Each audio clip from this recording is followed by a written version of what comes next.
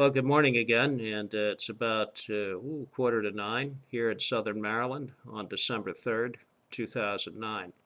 I'm just going to ramble on a little bit about different things that I've thought about earlier this morning, and different things. Like I saw a movie last night called Star Trek, which is the most recent installment of that line of filmmaking. Had Leonard Nimoy in it playing an older version of himself, which was kind of interesting. If you watch the film, you'll know what I'm talking about.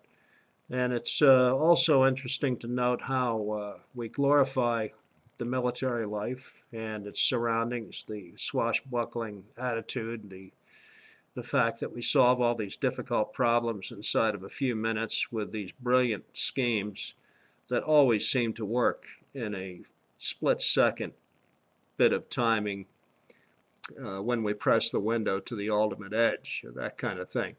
And it's always very thrilling, and it gets people fired up. I wonder how effective it is in recruitment. Sometimes I think it's probably is pretty effective. You go to the stores today and you see all sorts of toys. Some of the ones that are most impressive to me when I think about the militarization of American society, and it's done very cleverly. It's not an overt thing. It's very covert, and it's done on the basis of something for everybody. For instance, the Nerf toys are all about covert ops and machine guns and the Nerf shotgun, and you can get different kinds of ammunition for it, the night vision goggles, all that sort of thing. And this is not by mistake, believe me. It's all designed to do one thing, and that is to perpetuate militarism on a scale that has not been seen before in world history. Now, large numbers aren't necessarily important, although when you take a look at Afghanistan, I believe it's been said that something like 57% of the presence in Afghanistan of the United States is from private contractors.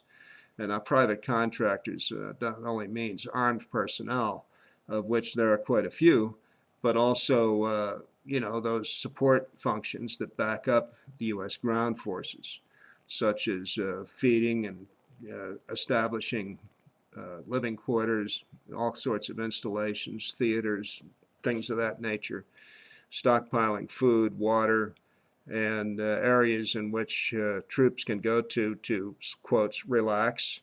I don't know how well you can relax in that country, but that's pretty much what it's about.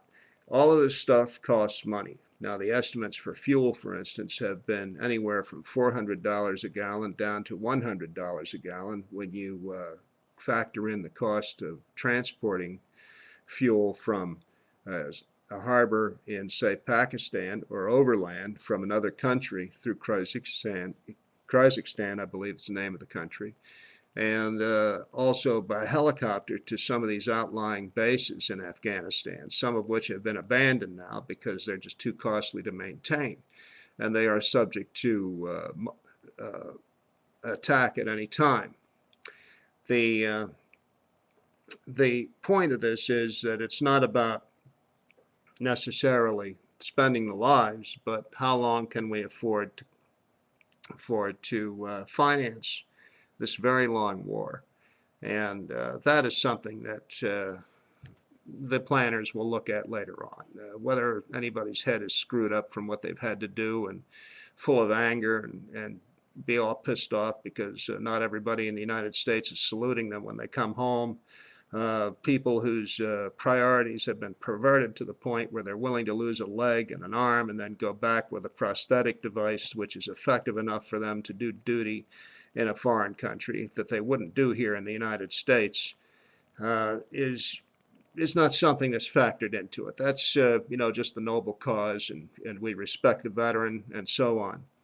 And so do I. I respect the courage of anybody that does that, although I think the wisdom of it is misplaced.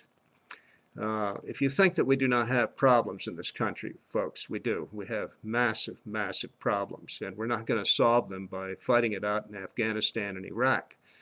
If you analyze it carefully and read around a little bit, you're going to find out that Afghanistan and Iraq and our involvement in occupying those countries has been part and parcel of the cause of our present situation here. Now, in this country, we have at least 3 highly organized armed bands who control the drug trade and various other illicit trades that go on in this country.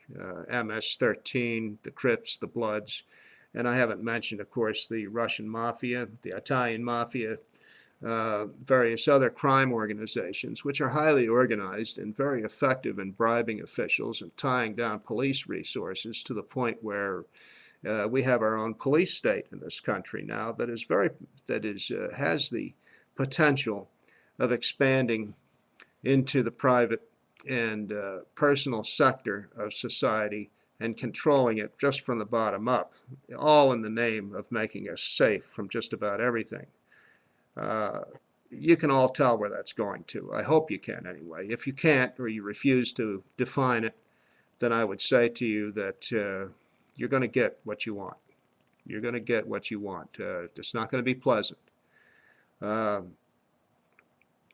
Having worn the uniform off and on for almost 40 years myself, having seen what American foreign policy, how it is carried out, and seen some of the damage, the intense emotional strain that it puts on people that are even of a strong constitution, like the old chief that I used to work for that passed away a couple of years ago. There's no doubt in my mind that the stresses of his career contributed to his early death. If that's what we want, then fine. I don't know. There's nothing I can do about it. But I don't think that that's what you all want. If you do, then there's something really wrong with you and you need to see somebody about it. You're not going to be kept safe in the future. Eventually, this is all going to wear out and we're going to cease to be able to afford it. Other countries will resist us more and more, and we will have to decide to back down and answer for what we've done, or go forward with total war on the rest of the world. And I guarantee you, it is not going to be a pleasant thing for the simple reason that it will be an undeclared war, just like this one, and the one in Iraq, and the one in Pakistan that is going on right now, supported by our drones, which are flown from remote stations that by people who don't have to resist who don't have to fear anything as far as getting hurt, other than possibly falling out of the chairs and maybe getting carpal tunnel syndrome from the manipulation of the joystick on their controls too many times. That is the only danger that they face. And I think that in the future we need to take a look at this very carefully. There are a few very courageous people doing that. I am not one of them. I am totally gutless. I cannot face up to my relatives and tell them straight up what I think. I have tried it before, and believe me, got a very grim view back. And now, I can hardly talk to them anymore about it. And this is one other cost of the war. It has divided loyalties, divided families. It is a very grim thing indeed. And another reason why we need to stop it. Well, I've gone on and on about that, and I didn't intend to, but it's something that bothers me greatly. I want to continue doing this about it. Eventually, in the future, I'll take some action that I hope will promote some sort of public awareness, or at least help to promote some sort of public awareness about this situation and how we actually carry out foreign policy. Folks, don't take these presidential and political leadership statements with anything but about 10 pounds of salt, because you're going to find out that they're not true at all. They're not sincere about what they're telling you. And you're going to find out, as Daniel Ellsberg taught us about the Vietnam War, that we are being covertly lied to every day. And they don't even care, as long as they can get their way and make us do things that we wouldn't normally do when our common sense kicks in and we have the time to stop and think about it.